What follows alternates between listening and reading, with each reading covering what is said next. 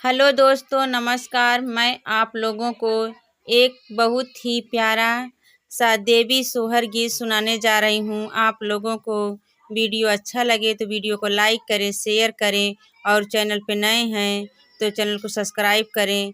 धन्यवाद। कवन मैया बसेली पहाड़वा तो कवन मंदिरवा हो सखी कवन मैया नदिया के तीरे तो सावल सलोनी बाटी हो सखी कवन मैया बस नदी तीरे तो सावल सलोनी बाटी हो कवन मैया बसेली पहाड़वा तो कवन मंदिरवा हो सखी कवन मैया बसैना दिखती रे मातो सावल सलोनी बाटी हो सखी कवन मैया बसैना दिखती रे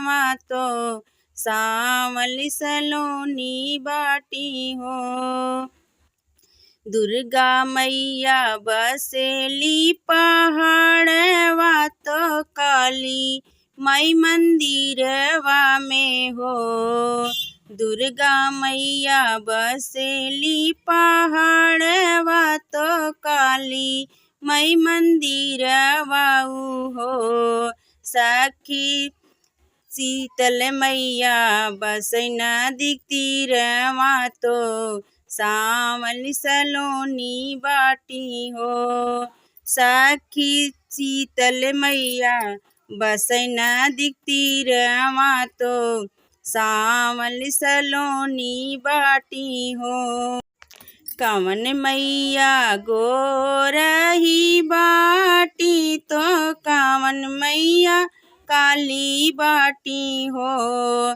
सखी कवन मैया सावली सुरतिया तो मोहन मूर्ति बाटी हो सखी कवन मैया सावली सुरतिया तो मोहन मूर्ति बाटी हो दुर्गा ही मैया तो गौरा बाटी काली माई कारिया हो दुर्गा मैया तो बाटी गौरा काली माई कारिया हो सखी शीतल मैया सावली सुरतिया तो मोहनी मूर्ति बाटी हो सखी शीतल मैया सावली सुरतिया तो मोहनी मूर्ति बाटी हो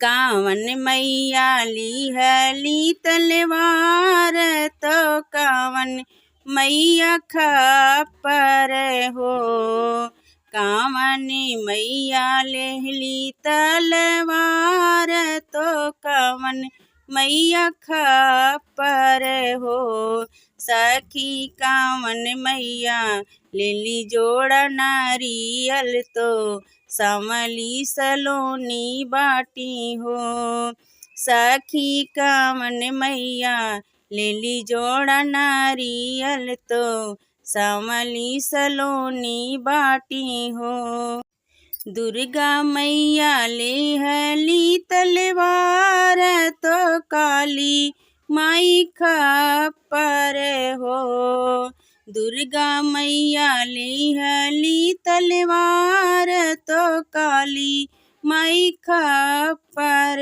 हो सखी शीतल मैया लेली जोड़ा नारियल तो सावली सलोनी बाटी हो सखी शीतल मैया ले जोड़ा नारियल तो सावली सलोनी बाटी हो कावन मैया देली धन दौलत कावा न सुहाग देली हो सखी कामन मैया देहली ललनवा तो सावली सलोनी बाटी हो। कामन मैया देली धन दौलत कवन सुहाग देहली हो। सखी कामन मैया देली ललनवा तो सावरी सलोनी बाटी हो। सखी कामन मैया देहली ललनवा तो सावल सलोनी बाटी हो। दुर्गा मैया देली धन दौलत काली मई सुहाग देहली हो। दुर्गा माई देहली धन दौलत काली मई सुहाग देहली हो। सखी शीतल मैया देहली ललनवा तो सावल सलोनी बाटी हो। सखी शीतल मैया देहली ललनवा तो सावल सलोनी बाटी हो।